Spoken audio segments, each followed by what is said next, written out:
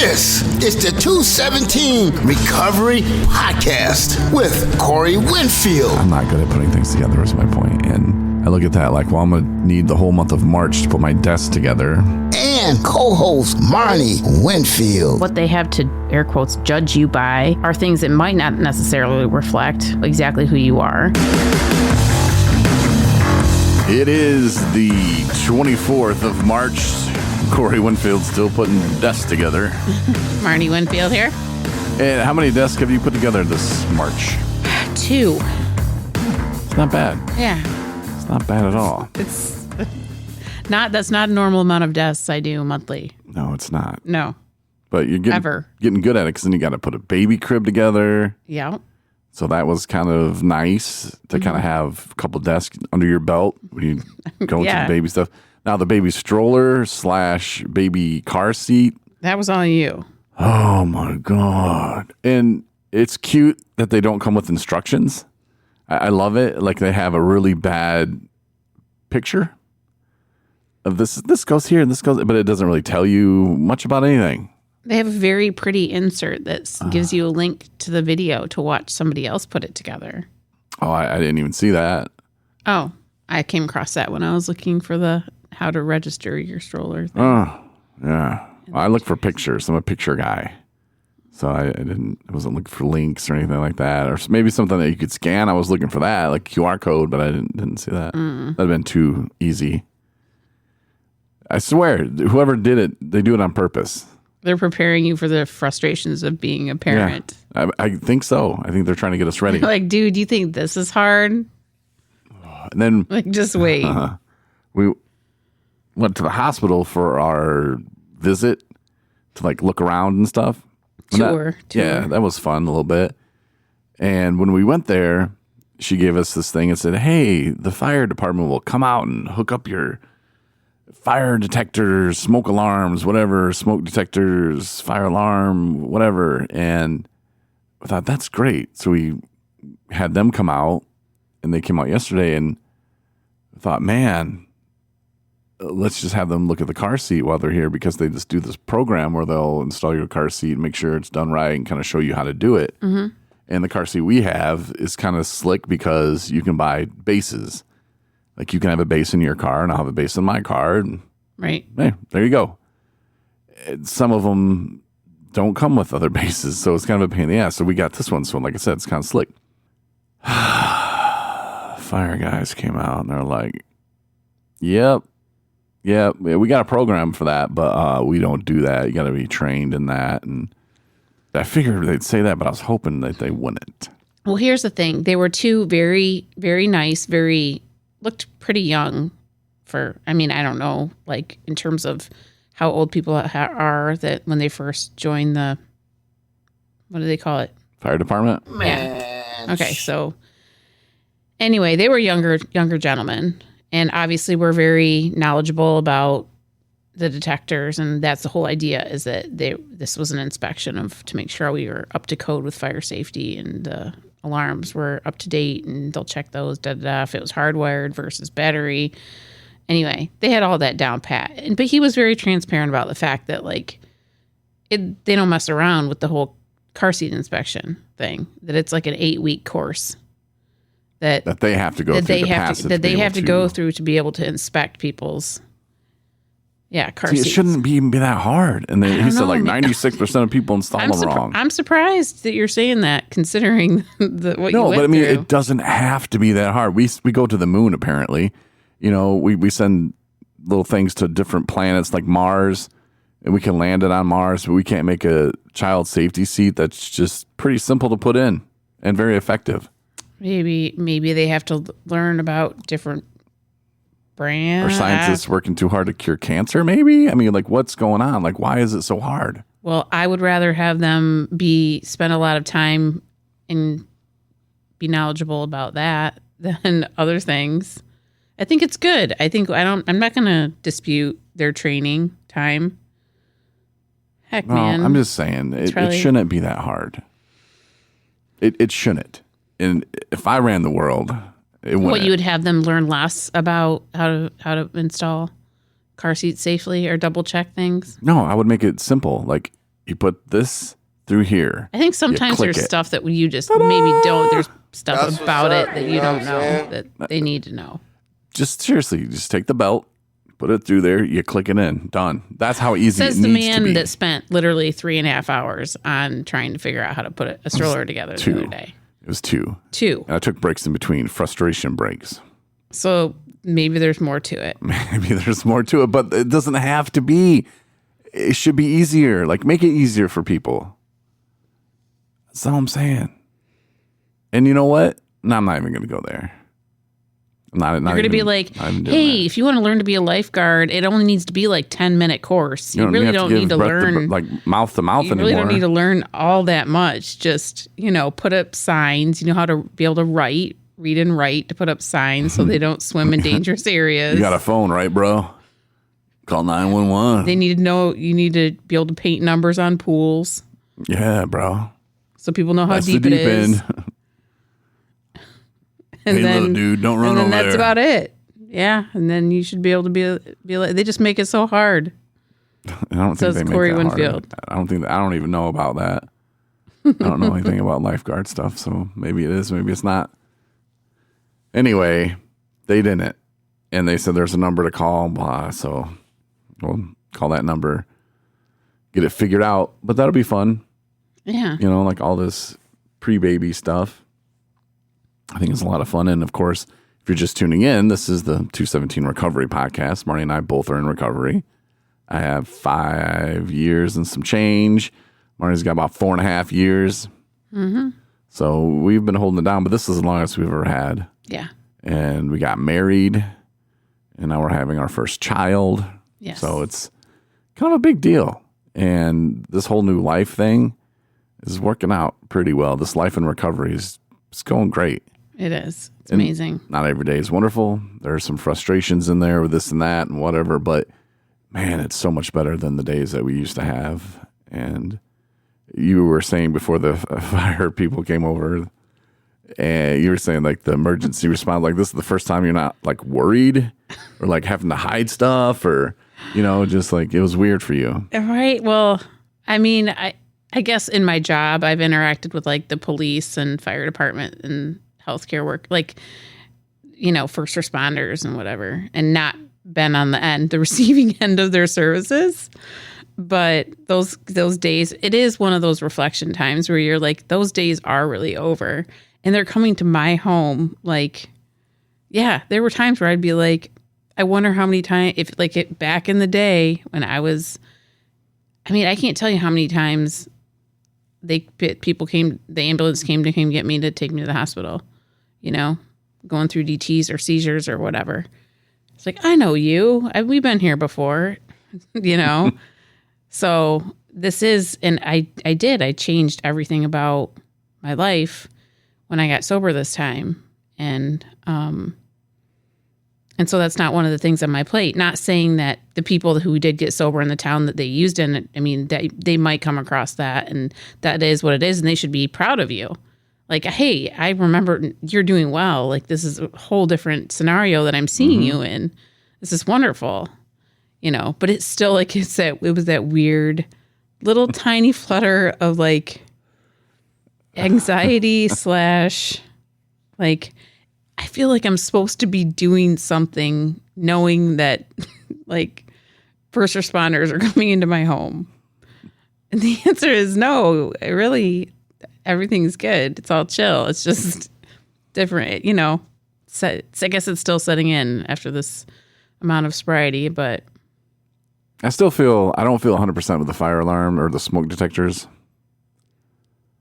What do you mean? Because there's that one upstairs that I think he just didn't check. He just thought that's too high. I don't feel like getting up there. Yeah, that's fine.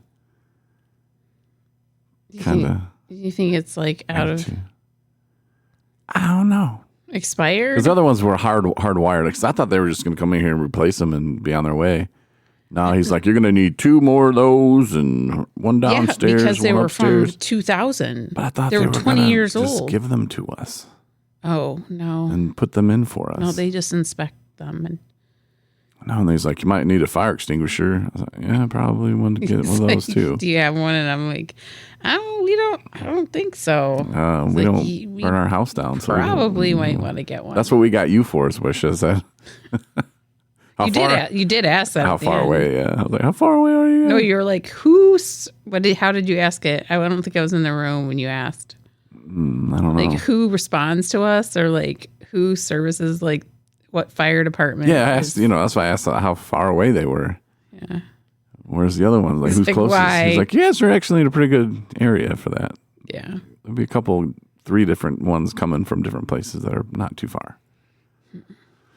I hope so. Hopefully, knock on wood, we don't ever need that. Fires are scary, but yeah, I don't know. We'll see. I mean, we did replace the 1, 2, 3 that he suggested, and they look a lot better too. Those were like all nasty, old looking. They were like 2005. They were from.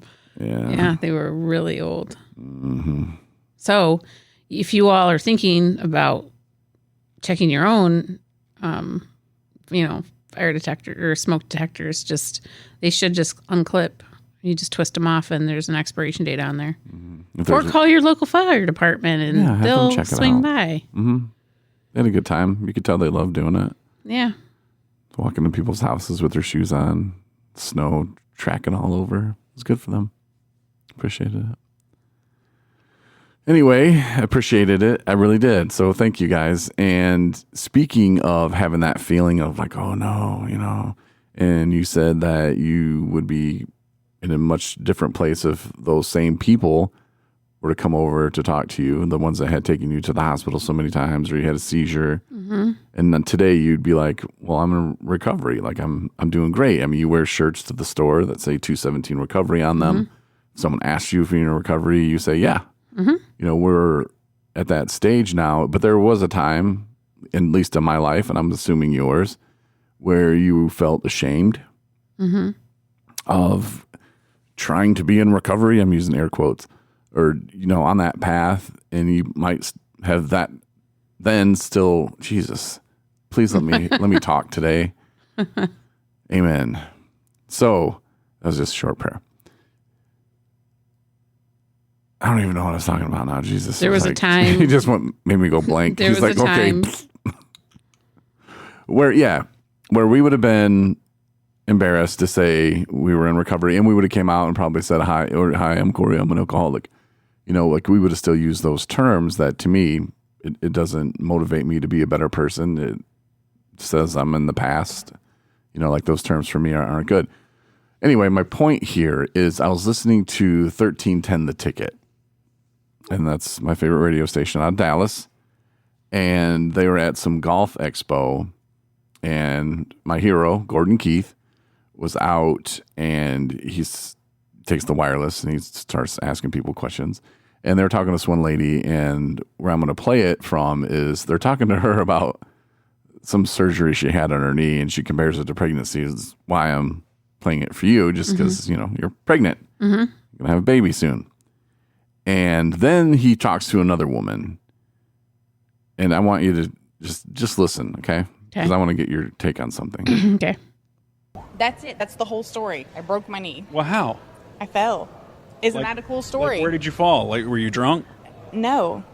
Down a mountain in an avalanche. I was saving a child. No, come on. What's the real story? I fell in a parking lot. Literally fell. You're walking in a parking lot. It wasn't. Was it raining? It was raining, and it was dark, and I was carrying food to go for the kids, hustling. How moms do. Parking. And did the food spill out everywhere? Everywhere. Nobody ate that night. Oh no. Nobody got fed. Did you have to have surgery? I didn't, but I was on crutches for about 6 weeks, so that was fun. So crutches for 6 weeks, and now you're wearing this exoskeleton kind of thing. Is that an actual term? I broke my knee. Is it like the kneecap or something? I don't think it is, Never George. heard that. I don't think it is. George said that I broke my knee is not an official kind of medical term. I cracked my patella. Is that more? Oh, man. That sounds so Much better. painful. Have you ever broken a bone other than that? I've not. This was the first. Have you ever had major surgery? That in the books. No, sir. Really? Okay, that's pretty good. And what about childbirth? How did that go?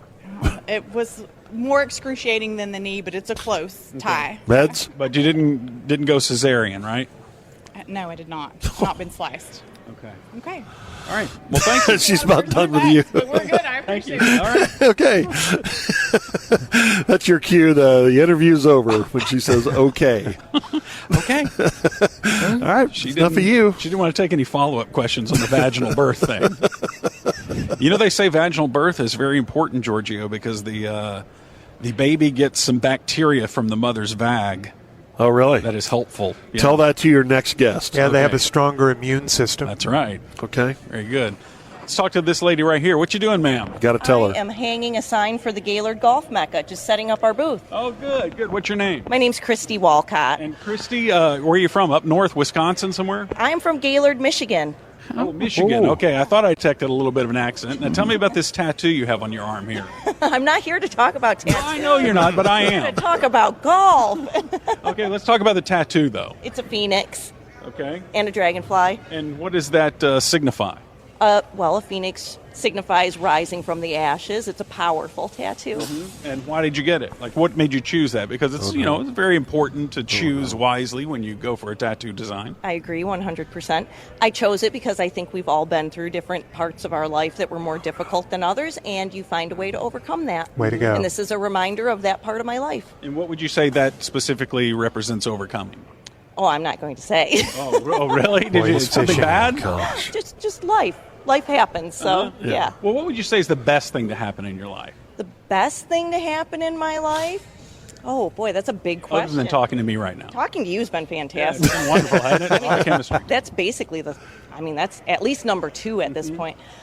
Oh, the best thing to happen in my life was probably just finding myself, growing into who I wanted to be. Oh, Yeah, that's sweet. Yeah. You have any children? I have 5 cats and a 7-month-old dog. Oh, okay. So you were an animal mother. I am. All right. Yeah. She's got a lot of cats. And so what would you say is the worst thing that's ever happened to you? Since we we did go. the best, we have to do worst as well. We're legally obligated. Oh, I hate that question. I did get divorced, so I had a divorce lingering in my background, but who doesn't at this point? But that was also my point of finding myself. So, His fault, though, right? oh yeah, absolutely. I didn't do anything. And who was the other woman or man? Jeez. Which one? Oh, no. So he had multiple indiscretions. There were some. How does How he did you get find this out about that? out of Like, them? did you snoop through the phone, or did someone Yeah. contact you? No, I did some super sleuthing work. 'Cause I'm actually very good at stalking people. And Yeah. what did you find out? Like, did you see the text messages? I mean, what didn't I find out? This is the best interview I've ever done. This is like my all-time favorite interview right Yeah, let her at least talk about her golf course. Did Where you know is who it? the woman was? now. You're killing me. Did you know, we're about to get to golf, but I have to ask this first. Did you know who the woman was? Did he work with her or something? Oh my gosh, are you a psychic? Yeah. Oh my gosh, look at you go. Yeah. So they worked together. You got it. You got it. And I bet, did they? They didn't last afterwards, did they? God, no. Okay. No, absolutely not. Well, you earned that tattoo then. Did. Going through all What's that. the golf course again? Absolutely, We that's may why I come have play it. it. Yeah. What's the golf course again? Got this. Gaylord Golf Mecca, we represent 16 golf courses in the Gaylord area. I've heard So not golf just in one, Michigan but is amazing. 16. Yeah, I've heard golf in Michigan is amazing. It is. It is Just now heard that. amazing. I'll tell you all weekend how amazing it is too. Okay. Yeah. Well, thank you very much, and God bless you. Tell her You're Craig and I are thinking about getting new welcome. Yeah, irons. Craig and I are thinking about getting new irons. That sounds like fun. Yeah, it is. It's pretty fun. Well, God bless you. This was a wonderful. Tell her you don't Thank play with you. grips. I don't play with grips. One of those things. Yeah. Okay. How?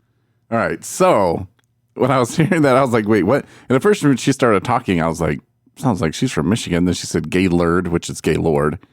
And then I was like, oh, okay. And then she said that, and I was like, oh, yeah. Because they're down in Texas, in Dallas, having this Right. golf expo. But when she started talking, and Gordon is a person who's in recovery. And I actually got to talk to him about that once. And it was great. It was one of the top 10 moments of my life. I bet. But I think he was, because the Phoenix, I think a lot of people in recovery identify with that and kind of use that. And maybe I'm totally wrong there, but I think that's why he kind of kept asking her, like, is there something with that? Because I think he was going to applaud her for, if she is, in fact, in recovery. But it kind of seemed like there was some stuff there like she just didn't want to get into, you know? And obviously that's pretty much what she said. But I just started automatically thinking like, oh, okay, cool. She's in recovery. And I was hoping so badly for her to just be like, well, I'm a person in recovery. Mm-hmm. And she didn't. And maybe she's not. Who knows? But I was really hoping that she would. And I think Gordon was kind of trying to pry that out of her so that he could kind of share a little bit of his story too. I think he's very careful about disclosure. Yeah, he is. Too. He doesn't try to really, he doesn't really put it out there, I think, unless it's kind of like a very fitting situation. Like I could foresee that if that's the case and she would have said that out loud, like, because I'm in recovery from substances or substance use or however it is.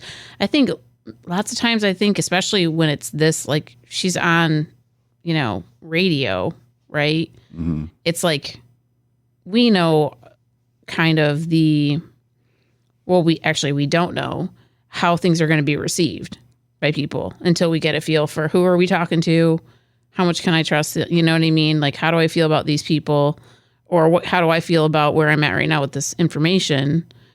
And when you're getting somebody on public radio, it's like, that's a big piece of my life to just put out there for judgmental or stigmatic, the stigma that still does exist for people to hear that. Or maybe maybe she's not in recovery, but being in recovery though isn't a bad thing. Like, I don't know. We feel that way, and we know that, and I think a lot of people do. And at our heart of hearts, I think if this is the case, her sharing that piece, that rising from the ashes, and that's what Phoenix represents to her, and maybe that's all she feels like she needs to share.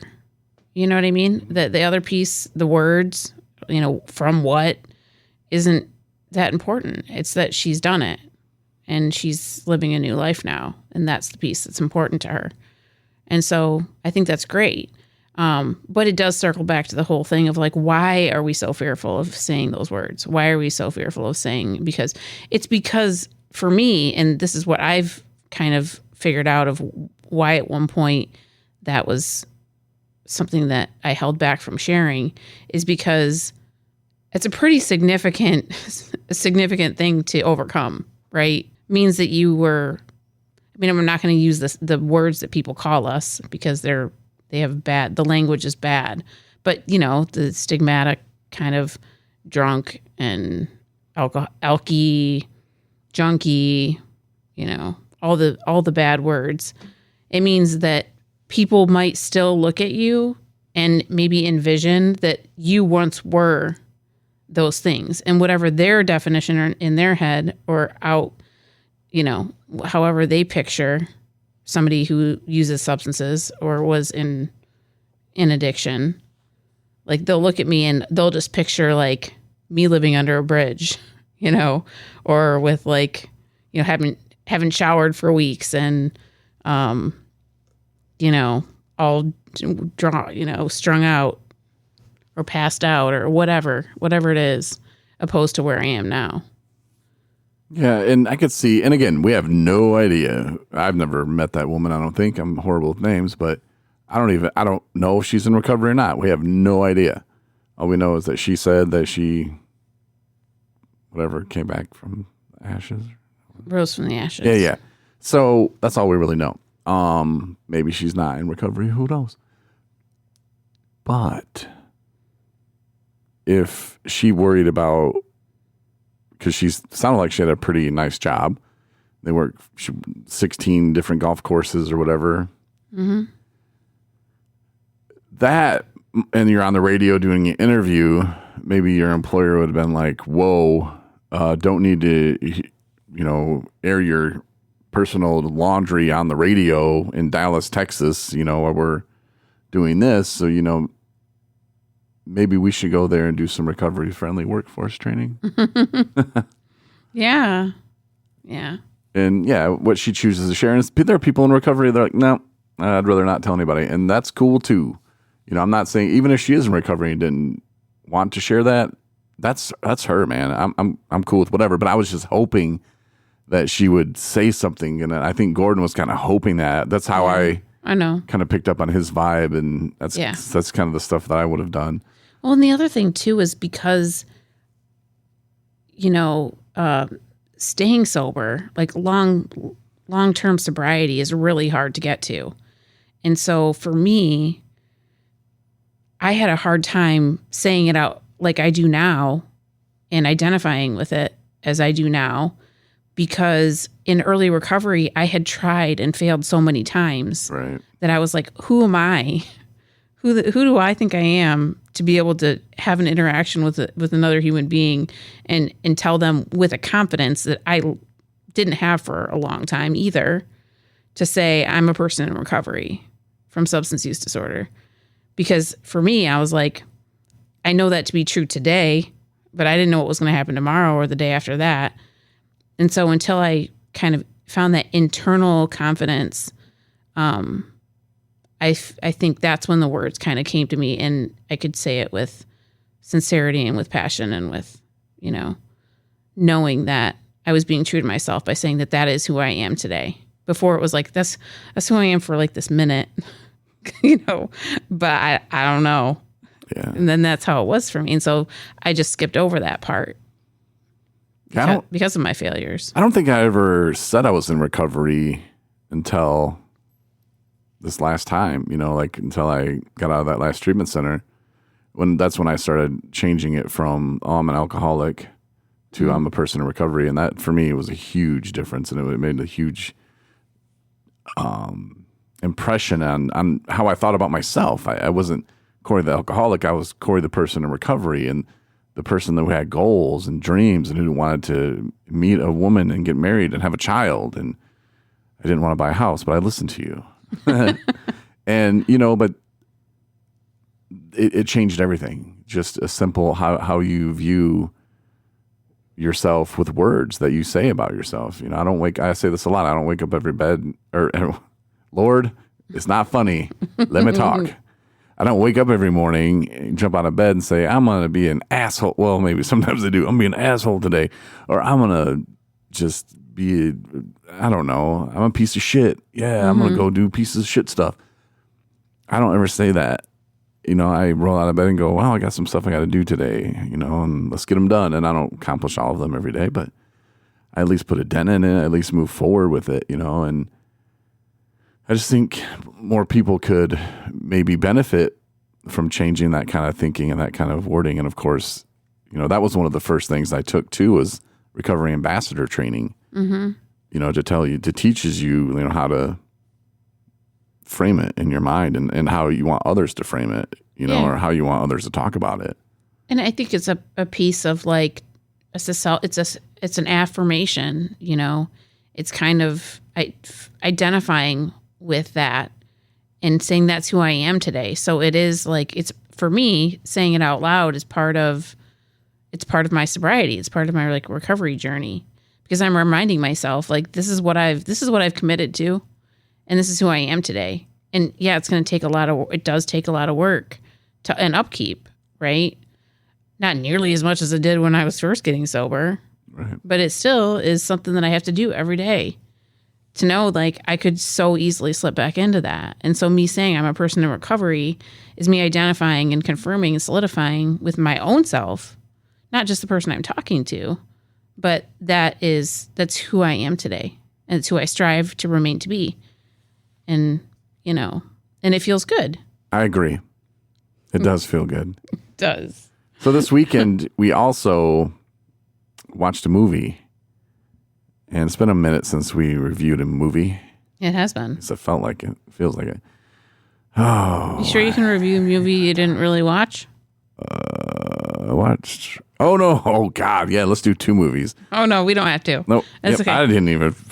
Yeah, that wasn't even the one on my mind. Okay. Yeah, okay. So let's start with your movie first, the one you picked, the one you wanted to watch, because everybody's talking about it. You get what I'm saying? Yeah, I needed to see what was the hype about the Poor Things movie with Emma Stone, right? Yes, which we saw a preview for it like 3 weeks ago or 2 weeks ago. It was before she won her award for whatever. Yeah. We watched the trailer for it, and it was like, you got to be kidding me. That like, movie looks like garbage. And I was like, oh, how did she get roped into that? But she wins an award in whatever you listen to in your world or whatever you see. You hear people talking about this movie and how great it is. So you want to watch it. And I'm thinking, cool. I'm sleepy. I can just take a nappy. Mm-hmm. And so we turn it on. Immediately I'm like, out, which was great. I wake up towards the end, but you're just like, oh, this movie's bad. Can we turn it off? I'm like, you got to watch it to the end now. It's 2 hours and 21 minutes long. Yeah. All I remember is it was bad, and it wasn't even good to sleep to. No, it did have a very, like, for anybody who's seen the movie Edward Scissorhands, it did have that kind of like feel to it. And in fact, I had thought that when I was first started watching it. And then when I was like Googling, like, why am I watching this again? Like, how is this so great? And somebody said that exact same thing, that it was like kind of an offshoot, like very similar to, the Frankenstein kind of situation where, this brilliant minded, crazy doctor, reconstructs a human being, and there's all these things that are wrong with them, but, they still function. Anyway, lots of weird sex stuff in it. It was just, I don't know. Good for her that she got an award for it, but definitely thumbs down. I mean, so 1 out of 5 stars. How many are you giving it? Oh, like a half a star. Dang. Was it worse than Pig? I think I've like mentally blocked Pig from my head. And I think it might have been worse. Yeah. Okay, so the other movie you watched, the one I was referring to, Roadhouse. Yes, awesome. Jake Gyllenhaal. It really was good. I liked it. Amazing movie. It was fun, entertaining. It was good. It wasn't too long. Some blow up boats and whatever. Not blow up boats, but boats blow up. And some good fight scenes. It was cute. That's what you said at the end. You're like, that was cute. Yeah. And the thing I loved the thing I loved the most about it, it was free on Amazon Prime. That was awesome too. Is that I had seen the Patrick Swayze movie, but it's not like I had seen it yesterday. It had been like, it'd been a while. So you saw it when you were 10. Maybe that's what started you on the path of trouble. No, whenever I had watched it, it was a long time ago. But I did remember the premise of it, and I remembered little tiny bits, kind of as much as I remember the movie Cocktail with Tom Cruise. I don't remember that one at all. Anyway, so point being is I remembered bits and pieces of it, and I knew that it was not following the exact. I mean, the storyline was there, like the whole thing, the script was there, but it was way. I was like, where's this Florida stuff coming from? Like maybe it was in Florida, the first one. I'm not sure, but I don't remember that. And I was like, I remember him drinking coffee a lot in the first one. Remember him making rules with the other bouncers. So it was kind of cool because it was like, I knew that it was a remake, but you also could recognize that they had made their own like cool changes. Yeah, because it really wasn't as much as I'm going to teach the staff this or that. No, really wasn't much of that. But you had the main points of this rich guy wanted to close or buy this bar, and had their little enforcer guy too, and those things are similar. But yeah, the rest of it was pretty different. But it was still really good. I liked it. Mm-hmm. How really about you? Good. And Jake Gyllenhaal did a great job. Yeah. So good for him. I give that 5 out of 5 stars. Wow, maybe that's 4. I think that's the only 5 out of 5 I've ever heard you. Maybe 4. Let's not go overboard. 4 out of 5 stars. Okay. Definitely, you should watch it. Yeah. If you're like, Yeah, I definitely give it a 4. 4.25. What was the one you watched? Poor Things. If you like Poor Things or Roadhouse, Poor Things, or don't even spend that much time. Just go right to Roadhouse. Yeah. You're welcome. And then TV show wise, we've been watching the Briefcase show, Deal or No Deal, which I like it. It's got Boston Rob on there. I've always loved Boston Rob from Survivor. Mm-hmm. So that's pretty awesome. Is it really awesome? Probably not. But I just like Boston Rob, so I would watch it. What's your take on Deal or No Deal? I mean, it was a game show I never, ever watched. So, I mean, it's kind of like new to me in general. But I mean, I've come to really like the whole reality series of the judge, voting people off, and Yeah, and that's a tough one because if you don't have immunity, because like one person gets immunity and then they can't be voted off, but then the other person they get voted into to play the game, and if you win, then you get to vote someone else home. But if you lose, then you go home. So it's kind of a tough one because if you don't win immunity and you don't play, you could be voted off just as easy if you went up there and played yourself, you know? Mm-hmm. Except at least you're in control, and that's what Rob kind of figured out the last time, and he made it through, which I don't think he's going to make it very much longer. Right. Because people are kind of catching on to that, this guy is going to win it all if we don't get him out of here. Yep. And then Traitors, I don't know if we've talked about Traitors or not. Yeah, we have. We have.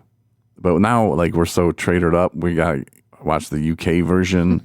We're watching the, Australia version. They got like 8 or 9 episodes released, and there's only like 1 or 2 more, I think, maybe 3. And the problems I'm having with it now is just because we're starting to be judgmental of like their games. Like, they need to switch it up. Yeah, if you notice, if you watch Traitors, they always come down to like 1 or 2 seconds left. It doesn't matter what challenge it is. Hurry, you're running out of time. And like they'll be on a boat like 8 miles away, and they'll be like, less than a minute. Next thing you know, they're running up to the finish line in 3, 2, 1. Oh, you just made it. Yeah, so they're editing to make it realistic. So I think that they tell them all that too. Like, look, you got to finish the challenge. That's the deal. We're going to piece it together like you finished in 30 minutes. If it takes you 8 hours, so be it. Maybe we'll come back tomorrow and do it again. Yeah. I think that's the stuff that goes on with that show, because there's a lot of fake stuff that's just like, I'm not buying it. Yeah. But that is a game that I would be interested in being on, because I think you'd have to be a traitor as a faithful to beat the traitors. Mm-hmm. I know that makes no sense, but I would vote to keep the traitors until the end, because they just replace them, and then it gets harder to figure out who they really are. Mm-hmm. I don't know. I had this all figured out one day, like how I would do it. I bet you did. It was pretty awesome. You should try to get onto the show. I have no time for that. I got a baby to raise and a movie to write. That's true. Why am I sending you off to be on reality TV? Yeah. And then Survivor, I just wouldn't do it. No, like, there's not. no way. Like, first of all, I would try to cheat in every challenge, and not cheat because I want to win, but cheat because I would take the laziest way out. They would say, no, that's not how it works. Mm-hmm. I know. They'd be like, you're not made for Survivor. But they had a guy on that's not made for Survivor. I got to tell the truth, and I got to do that guy. I don't remember his name, but he finally got voted out. But he's horrible. Like, this season of Survivor is horrible. Like, the casting. Just let me do it for you next time. I will pick you a cast where people that will entertain people. These people, they're all horrible. Every single one of them is bad. And you already know who's going to win. That one white guy. Mm-hmm. Hunter? Yeah. That dude's, okay, done. Sealed. See ya. Well, this might be the only reason why he would get voted off, though. Yeah, but he's going to win every challenge, so it's not going to matter. And he'll have a hidden immunity idol that he'll find somewhere. Like, that dude's going to win. And it's just he's a freaking horrible. Animal. It's just horrible. Did you see when they showed that he's made like every puzzle that's ever been on Survivor? Yeah, like practice puzzles and stuff. And he could have been like a super lawyer, doctor. At school. I think he was a doctor. Yeah, he was going. He had a full ride to medical school. Anyway, do what you love. Yeah, but Survivor's bad. It really is, and then they win this challenge, and they give them a bucket of fish. I'm like, I don't do fish, not at all. And I'm just sitting there, and we just kind of looked at each other, and I think you were like, yeah, this wouldn't have been a challenge for you. No. I've been like, nah, let's not eat that fish. And like they show, and there's like flies all on them. And I don't know how or why someone grabbed a fish out of the water or got him and thought, I'm going to eat this. Maybe they saw a bear eating a fish and thought, well, if a bear can eat it, we can eat it. I don't know what those crazy cavemen were thinking. But it's not a good idea. Fish will kill you if you swim with them. They will kill you. And then you'll drown, they eat your body. They're like, oh, we're not going to spend our energy, but if we have to, they will. They'll eat you. But they'll just let you drown instead, and then they'll eat you. And then they're filled with mercury, which will make your penis fall off and you die. And for women, it just makes you die, I guess. Really? I read that somewhere, I think, or I just made it up. But it sounded really good. It's how you say it. It's really how you say things. But, ugh. And it tastes nasty. It smells nasty. I just don't understand. If they said ice cream had a lot of mercury in it, would you not eat it? It wouldn't. I mean, it has a lot of sugar in it, and that's killing me. But whatever. It tastes good and it smells good. I did have morel mushroom ice cream once. That was not good. What? Yeah. Where would you come across that? Charlevoix. They were like, "Here, try this." Yeah. It was like one of those little places, like off the alley. I don't know. And they had this ice cream shop, and we went in there, and they would do the free samples or whatever. And I was like, "Oh, morel mushroom." I was like, I ate it, and like I don't know if they even cleaned the mushrooms well enough because I had that dirt taste to it, which will happen if you've ever eaten a morel mushroom and you didn't wash it properly. And I was like, and it wasn't even the dirt alone; it was just not a good flavor. I can't. I imagine. them Remember babies up in Seattle butter and just eat had 'em. chicken and waffle ice cream? Where? In Seattle, they had that ice Oh cream yeah, place was had, that Seattle? Yeah. Yeah, because we kept looking for places to go to, and then there was that. They had one that was like recycled food. Like Yeah, they and had that's when I was like, leftovers nah, it's from all right. places that would donate their leftover Yeah, food. That's what it made it not macaroni and sound good. cheese ice cream they had. Yeah, All kinds of weirdness. Sounds like a bad episode of Chopped. put some nuts on there, maybe some caramel, some fudge. Let's call it good. Put some vanilla. I don't need no chicken like 3-day-old chicken ice cream. No, we didn't. No. It's not how we live. We don't have to live that way anymore. Nope. So no, but we have been nesting, which has been very. It's very exciting, but it is also too like it brings on some anxiety. Like at least for me, it's kind of like a reality check. I think we're done though, aren't we? Please. What? Okay. Yeah, just keep me posted. No. No. And my mom said, "Oh, wait till she gets like 10 days before she's actually going to have the baby. She'll go nuts and she'll go super nesting or something." And she's like, "You'll know." Like, I hope so. It's snowing out again. Welcome to Michigan. Yeah. Well, the nesting is going well. We'll see. We got a lot of stuff. And I want to thank everybody who has bought us stuff from our registry, which if you would like to, feel free. Just go to Amazon. We got a registry there. Winfield is what you type in. If you want to search somebody's registry, you type in our last name, Winfield, May 2024. And it'll pop up. Yep. You can buy us some stuff if you'd like to. Feel free. But I haven't posted anything on Facebook, and I don't think I'm going to. We just went to the doctor and we had one of those 3D pictures, and it was pretty cool. And I don't know. I thought about, but you know what? I don't have to live that way anymore. Like my whole attitude of Facebook has changed, and even social media has changed from, ooh, look at me, to like, let me check out baby stuff, and let me post something that I think might interest other people, but I don't really have much interest in it myself anymore. And I'm not on there telling people how awesome I am or how cool I am or what good I'm doing or what's going on in my life. Look at me. Right.